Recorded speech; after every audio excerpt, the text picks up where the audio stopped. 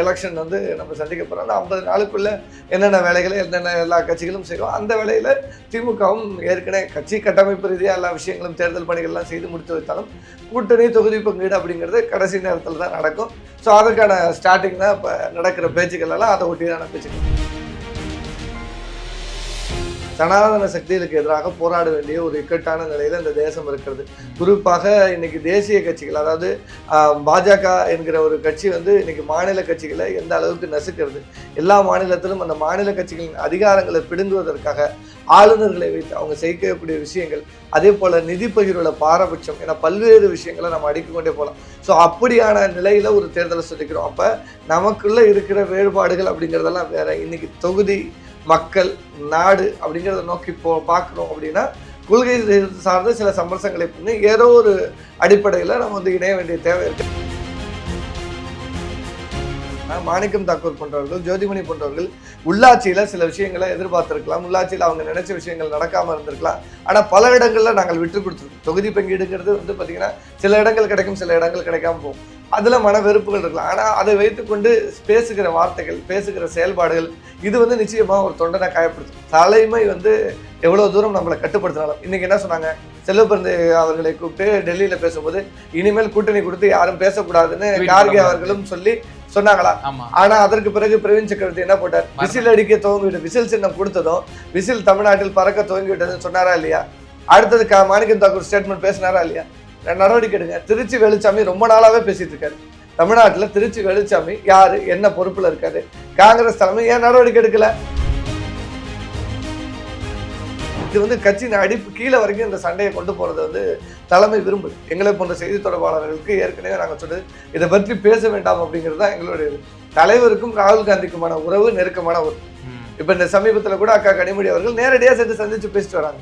இங்க இருக்கிறவர்களோட பேச்சுக்களுக்கு நாம இடமளிக்க கூடாது அப்படிங்கிறதா அதற்கான காரணமே. ஏன்னா இங்க பேசுறதுக்கான வேலையே இல்லை. நேரடியா முடிவு பண்ண போது தேசிய தலைமையோட பேசிவிட்டு போகலாம். இப்போ தேமுதிக வந்து வருதுன்னா அவங்களுக்கு ஒரு சீட்டு பங்கீடு பிளஸ் ஒரு கொள்கையே எல்லாத்தையும் ஏற்றுக்கிட்டுலாம் எந்த கட்சியும் இல்லை. திமுகவில் இருக்கிற கொள்கை கூட்டணிங்கிறது எந்த கொள்கை? பாசிசத்தை எதிர்க்கணும், சனாதன சக்தியை எதிர்க்கணும், பாஜகவை வீழ்த்தணும்.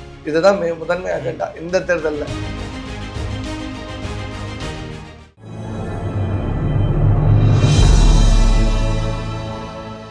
தமிழ் நியூஸ் நேயர்களுக்கு வணக்கம். இன்றைய சிறப்பு நேர்காணலில் நம்முடைய இருப்பவர் திராவிட முன்னேற்ற கழகத்தினுடைய செய்தி தொடர்பாளர் மரியாதைக்குரிய விக்கி அவர்கள். சார் வணக்கம். வணக்கம் சார். சார், அம்மையார் கனிமொழி அவர்கள் 2 தினங்களுக்கு முன்னதாக புதிய கட்சிகள் திராவிட முன்னேற்ற கழகத்திற்கு வர இருக்கிறார்கள் என்ற கருத்தை சொல்லியிருந்தாங்க. மாண்பு முதலமைச்சர் அவர்கள் இன்றைய தினம் தன்னுடைய தொகுதி கொளத்தூர் தொகுதியில் கூட பிரஸ்ஸை சந்திக்கும் பொழுது விரைவில் நாங்கள் வந்து பேச்சுவார்த்தையும் சீட் ஷேரிங்கான இதையும் நாங்கள் வந்து துவங்க போகிறோம் அப்படின்ற விஷயத்தை சொல்லிட்டு இருக்கிறாங்க. ஸோ வெளியே பெரிய பரபரப்பாக பார்க்கப்படக்கூடிய ஒரு கட்சியாக தேமுதிக இருக்கிறது. ஸோ அவர்கள் எந்த பக்கம் போவார்கள் என்கிற ஒரு பெரும் எதிர்பார்ப்பு வந்து எழுந்திருக்கிறத பார்க்க முடியாது. திராவிட முன்னேற்ற கழகம் வரக்கூடிய கட்சிகளை அரவணைக்க தயாராக இருக்கிறதா? நிச்சயமாக அதை தலைவர் அவர்கள் ஏற்கனவே குறிப்பிட்டிருக்காங்க. மாண்புமிகு தமிழ்நாட்டுடைய துணை முதலமைச்சர் அண்ணன் உதயநிதி ஸ்டாலின் அவர்களும் ஏற்கனவே தெளிவுபடுத்தியிருக்காங்க. இன்றைக்குமே ஜெயிக்கிற கூட்டணியை தேடித்தான் வந்து கட்சிகள் வரும் அப்படிங்கிறத மாண்புமிகு துணை முதலமைச்சர் அவர்களும் பல நேரங்களில் சுட்டி காட்டியிருக்காங்க. அப்போ ஒரு வெல்லப்போகிற கூட்டணியாக இருக்கிறது. தொடர்ந்து ஒரு 20 ஆண்டுகளாக வெற்றியை சந்தித்து கொண்டிருக்கிறோம். ஸோ அந்த கூட்டணி தொடர்ந்து காங்கிரஸ் மற்றும் இதர கட்சிகளோடு அந்த கூட்டணிங்கிறது ஒரு கட்டுப்பாடான ஒரு கூட்டணியாக தொடர்ந்து இருக்குது. அப்படி இருக்கிற வேளையில் இன்னைக்கு இருக்கிற situation 2024 who is going to win. So அப்போ ஒரு வெற்றி பெற போகிற அணியில் இடம்பெற வேண்டும் அப்படிங்கிற எண்ணம் எல்லாருக்கும் இருக்கும். நிச்சயமாக தேமுதிக அவங்களுடைய மாவட்ட செயலாளர்களோடு கருத்து கேட்டு நான் விரைவில் கூட்டணி அறிவிப்பேன் அப்படின்னு சொல்கிறாங்க. தேமுதிகவோட நிலைப்பாடுகள் நம்ம கடந்த காலங்களில் பார்த்துருக்கோம். விஜயகாந்த் இருந்தபோது இருந்த நிலைப்பாடுகளும் சரி, அதற்கு பிறகு பிரேமலதா அவர்கள் தலைமையேற்ற பிறகும் இருந்த நிலைப்பாடுகளும், அந்த இறுதி நேர முடிவு அப்படிங்கிறது தேமுதிக என்றைக்கும் தனக்கான அந்த பார்கெனை நோக்கி நகர்த்தத்துக்கு பார்க்குறாங்க. அது எல்லாருக்கும் இயல்பு. அது ஒரு கட்சியாக என்ன பண்ணுவாங்க, தனக்கு எங்கே அதிக வாய்ப்புகள் கிடைக்குதுன்னு பார்ப்பாங்க. அந்த வாய்ப்புகளில் வெற்றி எங்கே இருக்குன்னு பார்ப்பாங்க. ஒரு 10 இடங்களை பெற்று ஒரு இடம் கூட ஜெயிக்க முடியாமல் போகிறதும் இருக்குது. 4 இடங்களை பெற்று 3 இடங்கள் வெற்றி பெறதுக்கான வாய்ப்பும் இருக்குது. ஸோ அப்போ தனக்கான இடங்களை கேட்டு பெறுவதில் அதில் எவ்வளோ வெற்றிங்கிறத சாத்தியக்கூறுகளையும் அவங்க வந்து யோசிப்பாங்க. அப்போ தேமுதிக இருக்கலாம், இன்னும் பிற கட்சிகள் இப்போ போன தடவை மக்கள் நீதி மையம் தனித்து தேர்தலில் இருந்தாங்க, இன்னைக்கு எங்களோட கூட்டணியில் இருக்காங்க. ஸோ அவங்களும் தொகுதி பங்கீடு குறித்து பேச போகிறாங்க. தலைவர் சொல்லியிருக்கிறாரு, இன்னும் 2 தினங்களில் பேச்சுவார்த்தை குழு அப்படிங்கிறது அமைக்கப்படும். அமைக்கப்பட்ட பிறகு ஏற்கனவே எங்களோட கூட்டணியில் இருக்கிற கட்சிகளுக்கான தொகுதி பங்கீடு குறித்து விரைவில் பேசி முடிக்கணும். ஏன்னா பிப்ரவரி எண்டில் நிச்சயமாக தேர்தல் அறிவிக்க போகிறாங்க. தேர்தல் தேதி அறிவிச்சிருவாங்க. அப்போ அறிவிக்கும் போது ஏப்ரலில் தேர்தலை சந்திக்கிறோம்னா கிட்டத்தட்ட ஒரு 50 நாள் தான் இருக்குது. ஸோ இந்த 50 நாள் எலெக்ஷன் வந்து நம்ம சந்திக்க போகிறோம். அந்த 50 நாளுக்குள்ள என்னென்ன வேலைகளை என்னென்ன எல்லா கட்சிகளும் செய்வோம். அந்த வேலையில் திமுகவும் ஏற்கனவே கட்சி கட்டமைப்பு ரீதியாக எல்லா விஷயங்களும் தேர்தல் பணிகள்லாம் செய்து முடித்து வைத்தாலும் கூட்டணி தொகுதி பங்கீடு அப்படிங்கிறது கடைசி நேரத்தில் தான் நடக்கும். ஸோ அதற்கான ஸ்டார்டிங் தான் இப்போ நடக்கிற பேச்சுக்கள் எல்லாம் அதை ஒட்டியான பேச்சுக்கள் அதான் பார்க்கலாம். இப்போ தொடர்ந்து பார்க்கிறோம், ஒரு பக்கம் தேமுதிக ஒருவேளை இந்த கட்சிக்கு கூட்டணியோட வந்தா, திமுகவுடன் இந்த கூட்டணி அமைஞ்சா, வரலாற்றிலேயே முதன்முறையாக தேமுதிக திராவிட முன்னேற்ற கழகத்தோடு ஒரு தொகுதி பங்கீடு ஒரு கூட்டணி அமைகிறதாக ஒரு அமையும். அப்படி அமைந்தால் அது வந்து ஒரு பொருந்துற கூட்டணியா அது அமையுமா அப்படிங்கிற ஒரு கேள்வி இருக்கு. இல்லை, இப்போ கூட்டணியில் இருக்கிற கட்சிகளுக்கு பல்வேறு நிலைப்பாடுகள் இருக்கும். இப்போ தேமுதிக தேர்தல் காலத்தில் திமுகவுக்கு எதிராக பல நேரங்களில் செயல்பட்டுருக்கு.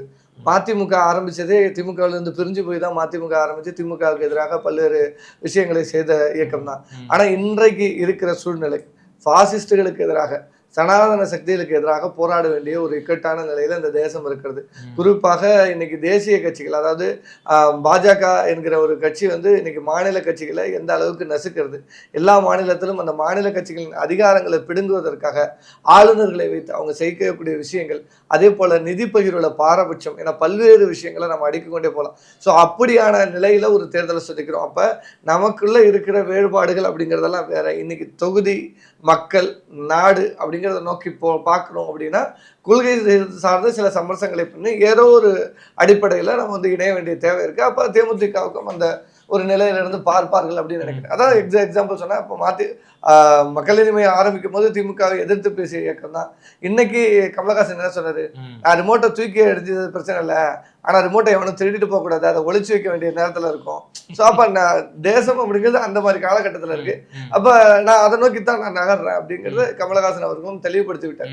அப்போ அவரை நோக்கி வச்ச கேள்வி இந்த கேள்வி தான். அப்போ அது தெளிவாகத்தான் இருக்கு. அந்த மாதிரி பிரேமலதா அவர்களும் வந்து கடந்த காலங்களை விடுத்து இப்போ தற்போதைய நிலைப்பாடுகள் குறித்து பேசுறது தான் சரியான இருக்கும். நேற்று கூட பட்ஜெட்டை பற்றி பேசியிருக்காங்க. இதில் இந்த பட்ஜெட்டில் ஒன்றுமே இல்லை, தமிழ்நாட்டிற்கான எந்த ஒரு அறிவிப்புகளும் இருக்காது வந்து ஒரு ஏமாற்றம் அளிக்கிற விஷயம். திமுகவையும் சம்டைம் விமர்சனம் பண்றாங்க. அண்மை காலத்துல அந்த நம்ம திமுக அரசையும் விமர்சனம் பண்றாங்க. இல்ல, அப்ப எதிர்பார்ப்பு நான் சொல்றேன், இந்த பக்கம் பேசிட்டு இருக்கலாம், அந்த பக்கம் பேசலாம்.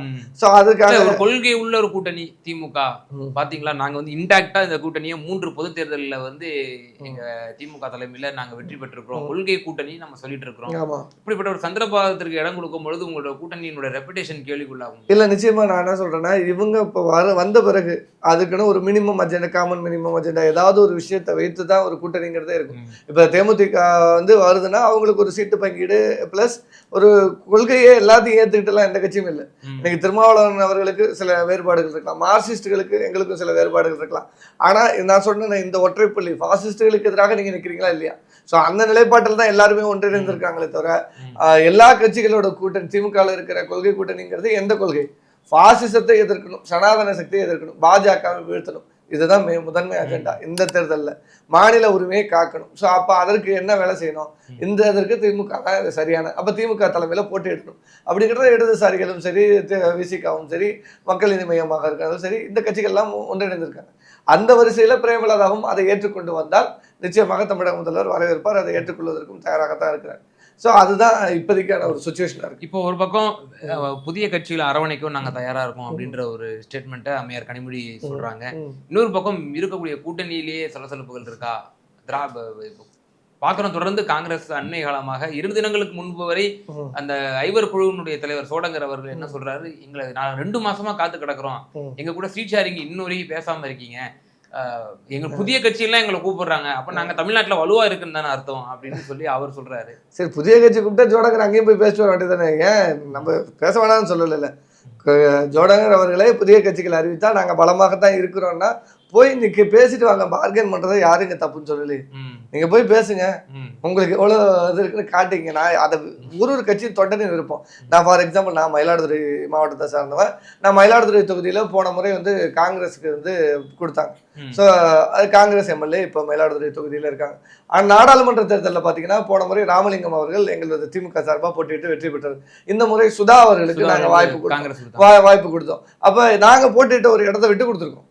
விட்டு கொடுத்து நின்று இருக்கோம். நான் இப்போ என்ன கேட்பேன், மயிலாடுதுறை மண்ணின் மகனாக மயிலாடுதுறையில் இருக்கிற என்னுடைய கட்சியை சார்ந்த உடன்பிறப்புகளின் கோரிக்கையாக நான் என்ன கேட்பேன், மயிலாடுதுறை இந்த முறை திமுகவிற்கு தான் கொடுக்க வேண்டும், உதயசூரியன் தான் மயிலாடுதுறையில் போட்டியிட வேண்டும்னு என்னுடைய எண்ணம். நான் இதை பகிரங்கமாக நான் வந்து சொல்லலாம், எனக்கு உரிமை இருக்கு. ஆனால் இதை முடிவெடுக்கிற அதிகாரம் யார்கிட்ட இருக்குன்னா தலைவர் அவர்கள்ட்ட இருக்கு. இப்ப ஜோடங்கர் பேசுறாருன்னா ஜோடங்கரால முடிவெடுக்கிற அதிகாரம் என்ன சார்? தளபதி அவர்கள் உங்களுடைய மதுரை கிழக்கு எம்எல்ஏ என்ன சொல்றாரு, ஜோதிமணி மாணிக்கம் தாகூருக்குலாம் சீட்டே கொடுக்க கூடாது இந்த முறை அப்படின்ற மாதிரி அவர் ஒரு டெசிஷன் எடுத்து ஒண்ணு இல்ல டெசிஷன் எடுத்துனல திமுக. இப்ப நீங்க தான் முதல்ல ஒரு காரணத்தை சொன்னீங்க, மயிலாடுதுறையில எனக்கு ஆசை இருக்கலாம் ஆனால் தலைமை முடிவெடுக்கும். அதுதான் அண்ணன் தளபதி அவர்கள் வந்து இப்படிப்பட்ட இல்ல அண்ணன் தளபதியும் அப்படி சொன்னது காரணம் என்னன்னா, மாணிக்கம் தாக்கூர் போன்றவர்கள், ஜோதிமணி போன்றவர்கள் உள்ளாட்சியில சில விஷயங்களை எதிர்பார்த்திருக்கலாம், உள்ளாட்சியில அவங்க நினைச்ச விஷயங்கள் நடக்காம இருந்திருக்கலாம். ஆனா பல இடங்கள்ல நாங்கள் விட்டு கொடுத்துருக்கோம். தொகுதி பங்கீடுங்கிறது வந்து பாத்தீங்கன்னா சில இடங்கள் கிடைக்கும், சில இடங்கள் கிடைக்காம போகும். அதுல மன வெறுப்புகள் இருக்கலாம். ஆனா அதை வைத்துக்கொண்டு பேசுகிற வார்த்தைகள், பேசுகிற செயல்பாடுகள் இது வந்து நிச்சயமா ஒரு தொண்டனை காயப்படுத்தும். தலைமை வந்து எவ்வளவு தூரம் நம்மளை கட்டுப்படுத்தினாலும் இன்னைக்கு என்ன சொன்னாங்க, செல்வபிரந்தை அவர்களை கூப்பிட்டு டெல்லியில பேசும்போது இனிமேல் கூட்டணி கொடுத்து யாரும் பேசக்கூடாதுன்னு கார்கே அவர்களும் சொல்லி சொன்னாங்களா? ஆனா அதற்கு பிறகு பிரவீன் சக்கரவர்த்தி என்ன போட்டார், விசில் அடிக்க துவங்கிவிட்டு விசில் சின்னம் கொடுத்ததும் விசில் தமிழ்நாட்டில் பறக்க துவங்கி விட்டதுன்னு சொன்னாரா இல்லையா? அடுத்தது மாணிக்கம் தாக்கூர் ஸ்டேட்மெண்ட் பேசினாரா இல்லையா? நடவடிக்கை எடுங்க. திருச்சி வேலுச்சாமி ரொம்ப நாளாவே பேசிட்டு இருக்காரு. தமிழ்நாட்டுல திருச்சி வேலுச்சாமி யாரு, என்ன பொறுப்புல இருக்காரு, காங்கிரஸ் தலைமை ஏன் நடவடிக்கை எடுக்கல? இப்ப நாங்க உடனே செல்வபிரந்தை வந்து அண்ணன் சொல்றாரு, உடனே அண்ணன் தளபதி அவர்கள் மீது நடவடிக்கை எடுக்கணும். நீங்க முதல்ல வேலுச்சாமி, மாணிக்கம் தாக்கூர், பிரவீன் சக்கரவர்த்தி மேல நடவடிக்கை எடுத்து முடிச்சுட்டு சொல்லுங்க, நாங்க நடவடிக்கை பத்தி பேசுறோம். ஏன் நாங்க இது வந்து கட்சியின் அடிப்பு கீழே வரைக்கும் இந்த சண்டையை கொண்டு போறதை வந்து தலைமை விரும்பல. எங்களை போன்ற செய்தி தொடர்பாளர்களுக்கு ஏற்கனவே நாங்க சொல்றது இதை பற்றி பேச வேண்டாம் அப்படிங்கிறது தான் எங்களுடைய இது. தலைவருக்கும் ராகுல் காந்திக்குமான உறவு நெருக்கமான ஒரு இப்ப இந்த சமீபத்துல கூட அக்கா கனிமொழி அவர்கள் நேரடியா சென்று சந்திச்சு பேசிட்டு வராங்க. இங்க இருக்கிறவர்களோட பேச்சுக்களுக்கு நாம இடமளிக்க கூடாது அப்படிங்கிறதா அதற்கான காரணமே. ஏன்னா இங்க பேசுறதுக்கான வேலையே இல்லை. நேரடியா முடிவு பண்ண போது தேசிய தலைமையோட பேசிவிட்டு போகலாம். அப்ப இங்க உத்தரப்பிரதேசத்தை அரசோடு தமிழ்நாட்டை ஒப்பிட்டு ஒருவர் பேசுறாரு, அவர் காங்கிரஸ் கட்சியை சார்ந்தவர்னா அது நான் எப்படி ஏத்துக்க முடியும்? செல்வபிரந்தையே ஏத்துக்கல, அப்படியா கண்டிக்கிறார். அப்ப கண்டிக்க நடவடிக்கை. அப்ப நீங்க எதிர்பார்க்க, நான் தான் சொல்றேன், கிறிஸ்டியோடங்கருக்கோ இல்ல அண்ணன் ராகுல் காந்தி அவர்களுக்கோ அந்த நிலைப்பாடுனா வெளிப்படையா அறிவிங்க. தலைவர் என்ன சொல்ல போறாரு, எங்களுக்கு இதை நாங்கள் வந்து புதிய கட்சி எங்களை கூப்பிடுது, நாங்கள் புதிய கட்சியோட கூட்டணிக்கு போனா அறிவிங்க. யாரும் வேணான்னு சொல்லலையே, ஆனா அதை முன்னாடியே தெரிவித்து விட்டுருங்கள் அப்படின்னு தான் சொல்றோமே தவிர நீங்க கீழே இருக்கிற கட்சிக்காரர்களை கொதிப்படைய செய்ய வேண்டாம் தான். மாணிக்கம் தாக்கூர் யாரை கிட்ட போஸ்ட் அடிச்சு ஓட்டினார், நாங்க தான் காங்கிரஸ் தான் ஒட்டணுங்கிறாரு. செல்வபிரந்தை என்ன சொல்றாரு, நாங்க ஒட்டலங்கிறாரு. போஸ்ட் அடிச்சு ஓட்டுறது யாரு? அப்ப இது யாரு? இதெல்லாம் தேசிய தலைமை என்ன பண்ணுச்சு? இளைஞர் காங்கிரஸ் தான் ஓட்டுச்சுன்னு சொல்லி இவரே ஒப்புதல் வாக்குமூலம் கொடுத்தாரு மாணிக்கம் தாக்கூர். இளைஞர் காங்கிரஸ் ஓட்டுச்சுன்னா அப்ப நடவடிக்கை எடுக்க சொல்லுங்க செல்வபிரந்தை அவர்களை. இப்ப நான் திமுக காரன் எவ்வளவு நாள் தாங்க பொறுமையா இருப்பான்? ஒரு திமுக தொண்டனாக நான் கேட்கிற, மயிலாடுதுறையில நாங்க 6 சட்டமன்ற நாடாளுமன்ற தொகுதியில 6 சட்டமன்ற தொகுதி இருக்கு. கடைசி நேரத்தில் அறிவிக்கப்பட்டவர் சுதா அவர்கள். அதுவும் கும்மிடிப்பூண்டியில இருந்து இங்க வந்து நிப்பாட்டுறாங்க.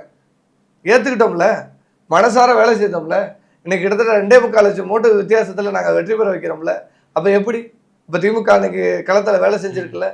அப்ப வெளியில இருந்து வேட்பாளரை கொடுத்தாலும் சொந்த தொகுதியில நாங்கள் போட்டியிடணும்னு நினைச்சோம், தலைமை கட்டுப்பட்டு விட்டுட்டோம்.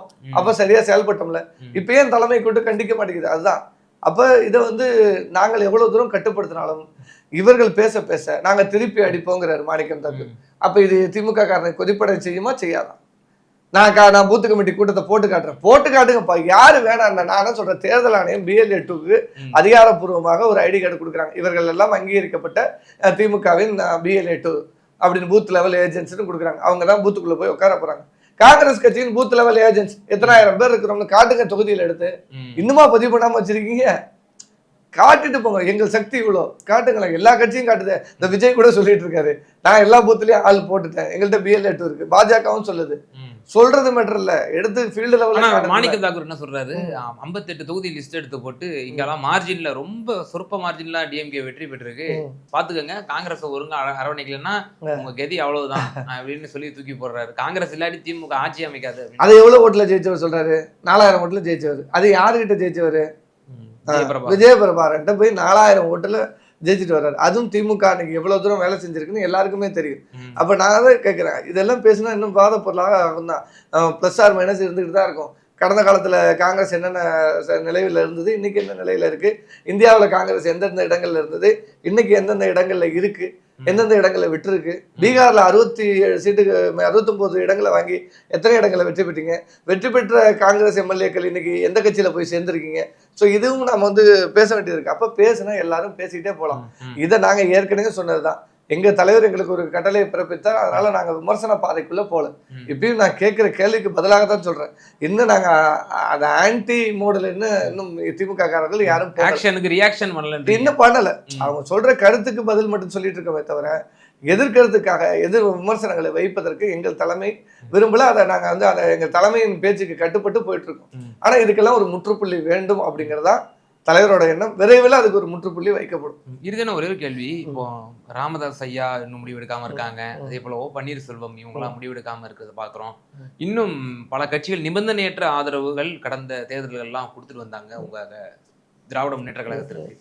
அவங்களுடைய நிலையெல்லாம் எப்படி இருக்கும் அப்படின்னு நீங்க நினைக்கிறீங்க? அதெல்லாம் எப்படின்னா, தேர்தல் தேதி அறிவிக்கப்பட்டது தான். இந்த ஆதரவு கொடுக்குற இயக்கங்கள் நிறைய இருக்கும். அவங்கெல்லாம் பார்த்தீங்கன்னா தேர்தல் தேதி அறிவிப்பு கொடுத்த பிறகு ஆதரவுகளை அவங்கவுங்க சமூகம் சார்ந்த கட்சிகளாக இருக்கலாம், இல்லை தொழில் சார்ந்த இயக்கங்களாக இருக்கலாம், இதெல்லாம் ஆதரவுகள் அப்படிங்கிறது தேர்தல் அறிவிப்புக்கு பிறகு. இன்னைக்கு ராமதாஸ் அவர்கள் களத்தில் தனித்து விடப்பட்டிருக்கிறார் அப்படிங்கிறது தெள்ள தெளிவாக தெரியுது. அதே போல் இன்னைக்கு ஓபிஎஸ் அவர்களும் களத்தில் தனித்து விடப்பட்டார். அவருக்கு ஏற்றுக்கொள்ளக்கூடிய வாய்ப்புகள் எங்கும் இல்லை. அவருடைய கேடர்ஸை அவரை விட்டு வெளியில் போக வேண்டிய நிலைக்கு இன்னைக்கு ஆயிட்டாரு. ஸோ அப்போ அவர் ஒரு முடிவை விரைவில் எடுத்தாக வேண்டிய சுச்சுவேஷனில் அவர் தள்ளப்பட்டிருக்கிறார். ஸோ அதெல்லாம் அவங்க விரைவில் எடுப்பாங்க. ஆனால் அவர்கள்லாம் திமுகவுக்கு வருவார்களா வரமாட்டார்களான்னா அதை பொறுத்திருந்து தான் பார்க்கணும். ஸோ அந்த ஒரு நிலை இருக்கா அப்படிங்கிறது இப்போதைய வரைக்கும் அது தெரியல. ஆனால் இந்த தேர்தலை பொறுத்த வரைக்கும் திராவிட முன்னேற்ற கழக கூட்டணி ஏற்கனவே இருந்த கூட்டணி வலுவாக இருக்கிறது. மேலும் கூட்டணிக்காக சில புதிய கட்சிகள் உள்ள வர இருக்காங்க. ஸோ அதில் தெளிவாக இருக்கும். அவர்களுக்கான தொகுதி பங்கீடு அப்படிங்கிறதும் தலைமை ஏற்கனவே அதற்கான முயற்சிகள் எல்லாம் பேசிட்டு தான் இருக்காங்க. தொகுதி பங்கீடு நேரடியாக அழைச்சி பேசும்போது அதெல்லாம் அந்த கணக்குகள் எல்லாம் பேசி முடிக்கப்படும். ஏன்னா இன்னைக்கு 170 சீட்ஸ் மினிமம் டிஎம்கே கண்டெஸ்ட் பண்ணுவாங்க. ஸோ அது எப்பொழுதுமே இருக்கிற ஒரு விஷயம் தான். பாக்கி 64 இடங்களை எப்படி பிரித்து கொடுக்க போகிறோம் அப்படிங்கிறதுல தான் இருக்குது. ஸோ அதே தான் அதிமுகவும் இன்னைக்கு பேசிக்கிட்டு இருக்காங்க. ஆனால் அதிமுகவுக்கு பல நெருக்கடிகள் அங்கே இருக்கிறது. ஸோ அந்த அளவுக்கான பிரச்சனைகள் திமுக கூட்டணியை பொறுத்த வரைக்கும் இல்லை அப்படிங்கிறத நான் சொல்கிறேன். நிச்சயமா சார், திராவிட முன்னேற்ற கழகத்தில் இன்னும் மேலும் சில கட்சிகள் இணைவதற்கான வாய்ப்புகள் இருக்கின்றன. அதே போல காங்கிரஸ் கட்சியில் இருக்கக்கூடிய சில சலசலப்புகள், இது சம்பந்தமாக உங்களுடைய கருத்துக்களை ரொம்ப தெளிவாக பகிர்ந்தீங்க. ரொம்ப நன்றி. நன்றி.